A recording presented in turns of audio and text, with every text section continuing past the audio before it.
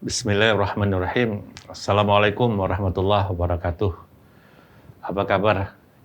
Salam generasi humanis, tetap bahagia.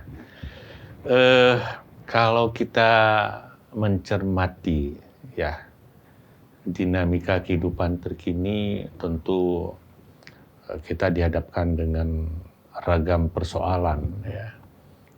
Ya, persoalan-persoalan itu adalah masalah-masalah yang sifatnya sangat amat multidimensional ya. Misalnya yang paling krusial ada persoalan keadilan ya, persoalan kemiskinan, kemudian persoalan kebahagiaan. Ini tiga hal ini sebenarnya ya menjadi bagian daripada dinamika kehidupan kontemporer atau dinamika kehidupan bangsa ini. Dan untuk memecahkan kemiskinan, untuk memecahkan persoalan keadilan, ataupun bagaimana seorang itu mencapai sebuah esensi kebahagiaan, ya tidaklah cukup dengan pendekatan tunggal keilmuan ya. Tentu harus ada solusi-solusi kreatif dari masalah-masalah itu sehingga berbagai pendekatan bisa menopang menjadi solusi bagaimana cara yang memecahkan persoalan-persoalan ataupun masalah-masalah yang multidimensional tersebut. Cuman kembali ke dasar sebenarnya sebagai pemecah masalah, itu pemecah problem, itulah ilmu filsafat. Ya, jadi filsafat sebagai dasar untuk memecahkan persoalan-persoalan kita hadapi. Mungkin kita setback sedikit ya, filsafat itu adalah berasal dari bahasa Greek Yunani, dua akar kata itu ya, philo dan sophia. Philo artinya cinta, sophia artinya hikmah. Jadi filosofia adalah cinta kepada hikmah. Jadi dari filosofia ini menjadi filosofi dan diindonesiakan menjadi filsafat. Jadi filsafat itu adalah cinta kepada hikmah. Ya secara istilah ya tentu saja beragam filosof memberikan makna. Tapi yang paling mendasar adalah ilmu yang mempelajari tentang hakikat sesuatu. Generasi humanis yang berbahagia. Filsafat itu sebenarnya adalah berpikir. Tapi berpikir bukan asal berpikir. Jadi tidak semua orang berpikir adalah berfilsafat, tapi setiap seorang yang berfilsafat haruslah berpikir. Berpikir dalam konteks apa ya? Metafisis misalnya, yaitu bagaimana seorang berpikir memaknai hakikat sesuatu, kebenaran di balik fisik yang real. Jadi berpikir metafisis, memaknai hakikat sesuatu di balik makna kebenaran dari sesuatu fisik yang real. Kemudian berfilsafat itu juga adalah berpikir metateknis ya, yaitu apa maksudnya? Hakikat makna tadi mengetahui sumber masalah itu di balik yang dilakukan tentu dengan pendekatan-pendekatan teknik tersendiri yang sangat multidimensional sifatnya. Dan yang paling penting lagi, berpikir filsafat itu adalah harus dengan instrumen berpikir radikal, yaitu berpikir sampai ke akar-akar masalah yang dipikirkan. Jadi ada tingkatan-tingkatan yang dipikirkan itu ya harus kita berpikir radikal sampai kepada akar masalah. Semua masalah itu dipikirkan. Maksud yang dipikirkan itu adalah digali, ditemukan, dikonsepsikan, mengambil sebuah cara pandang atau teori. Kemudian juga berpikir filsafat harus dia bersifat berpikir bebas ya. Berpikir bebas di sini adalah bagaimana menemukan hakikat makna di balik sebuah fakta-fakta kehidupan. Jadi dia narasi pikirnya itu bebas ya, tanpa terikat oleh suatu nuansa pikir ya. Jadinya makna di sini adalah value ataupun nilai, yaitu bagaimana kebenaran terhadap sesuatu yang ada. Jadi itu. Nah, bila ini kita gunakan untuk mengakses persoalan-persoalan, misalnya tadi kemiskinan ya, bagaimana kita kita buat konstruksi miskin. Mengapa ada miskin? Siapa yang disebut dengan miskin? Kenapa ada kemiskinan? Apa faktor penyebab? Faktor kultural kah? Faktor sosial kah? Faktor geografis kah? Atau apa sebenarnya? Atau faktor teologi? Jadi filsafat, ya berpikir filsafat itu arahnya ke sana, saya pikir. Jadi inilah yang akan memberikan kontribusi.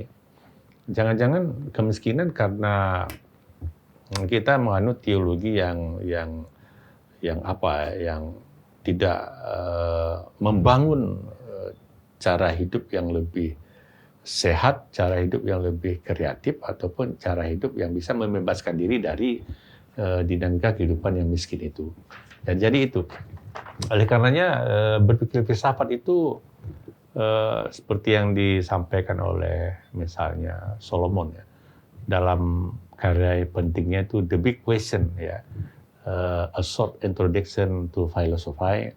Itu dia ada beberapa kriterium yang dijelaskan ya oleh Solomon. Yang pertama adalah berpikir filsafat itu harus ada muatan ide. Jadi seseorang yang mengungkapkan paradigmanya atau pandangnya melihat suatu masalah harus ada narasi ide, konsep-konsep ide. Konsep-konsep ide itu diartikulasikan secara jelas ya. Jadi semua hal-hal yang terkait dengan ide tentang suatu masalah itu harus bisa diartikulasikan ya secara jelas ya. Nah, sehingga tadi kita menggunakan filsafat berpikir radikal ya, jadi kita bisa menemukan titik masalah itu secara terang benderang sampai ke akar-akarnya gitu. Jadi ini bagaimana ini bisa dipikirkan. Kemudian berpikir filsafat juga sebenarnya adalah berpikir secara kritis. Jadi orang kecenderungan kritisasi itu menjadi tabu, padahal mengkritisi sebuah konsep, sebuah teori itu mempertanyakan untuk menemukan bagaimana dasar-dasar sesuatu itu bisa digunakan untuk solusi terhadap masalah yang kita pikirkan ataupun masalah yang kita hadapi. Berpikir kritis itu juga ide yang muncul itu dikritisi. Tentu harus dengan dasar argumen ya. Argumen itulah sebenarnya berpikir filsafat. Oleh karena itu Solomon juga mengatakan bahwa berpikir filsafat itu juga adalah berpikir berdasarkan argumentasi ya. Jadi bukan sekedar mengetengahkan cara pandang atau pendapat tanpa ada menyertakan argumen untuk membakukan pendapat itu. Jadi solusi-solusi kreatif yang kita berikan di dalam melihat suatu masalah, ketika orang menggunakan berpikir filsafat itu harus memiliki argumentasi. Ya nggak bisa. Sebenarnya dalam teori kalam juga berpikir argumentatif ya. Ketika mutakalimun mengatakan bahwa Allah itu adalah Maha Esa, tapi argumen kemahaesaannya apa? Ya tentu ada argumen nakli, gitu kan. Ya firman Allah, Qul huwallahu ahad misalnya. Ini kalau kita bahas tentang persoalan-persoalan ini. Tapi ketika seseorang berpikir filsafat, harus berpikir argumentatif, itulah dia memiliki argumentasi. Kemudian berpikir filsafat itu juga adalah berpikir bagaimana mengangkat masalah filsafat tidak dalam bentuk spekulatif ya. Jadi persoalan-persoalan filosofis itu, misalnya ketika menjelaskan tentang hidup, menjelaskan tentang mati ya. Jadi itu tidak boleh bersifat abstrak ya, tetapi harus konkret. Bagaimana berpikir filsafat yang tidak boleh bersifat spekulatif. Jadi harus ada filosofi tertentu yang perlu kita pahami. Dan yang lebih penting juga adalah berpikir filsafat itu harus berpikir imajinatif ya. Jadi kita memiliki ide, kita memiliki kualifikasi, argumentasi terhadap ide yang kita paparkan. Kemudian filsafat itu memberikan makna terhadap sesuatu itu yang bisa menginspirasi.